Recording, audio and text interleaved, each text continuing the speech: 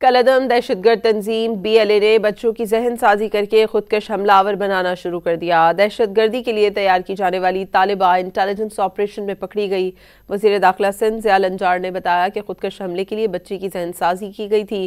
بلوچستان کی طالبہ نے دہشت گردوں کے جال میں پھنسنے کی کہانی سنا دی۔ مزید تفصیلات اس رپورٹ میں۔ فورسز سے ہزیمت اٹھانے کے بعد کالعدم BLA کے دہشت گرد بچوں کو دہشت گردی کا ایندھن بنانے لگے۔ معصوم بچوں اور بچیوں کے ذہنوں میں زہر گھول کر انہیں خودکش حملہ آور بنانے لگے۔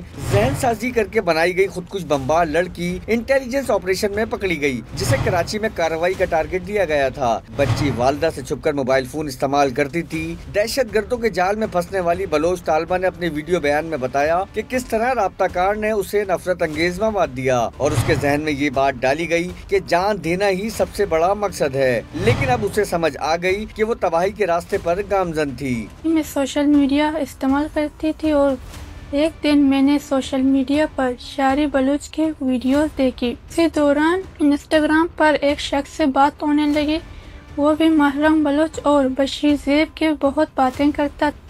یہ اس نے واٹس ایپ پر ایک گروپ میں ایڈ کر دیا۔ ایڈیشنل IG CTD محمد آزاد خان نے بتایا کہ بچی کو واٹس ایپ گروپ میں بھی ایڈ کیا گیا اور اسے ریاست مخالف مواد فراہم کیا جاتا رہا۔ BLA کے ریکروٹنگ ایجنٹ نے بچی سے رابطہ کیا۔ یہ بچی عام بچوں کی طرح موبائل اور سوشل میڈیا استعمال کرتی تھی، جیسے بالکل آپ کے اور ہمارے بچے استعمال کرتے ہیں۔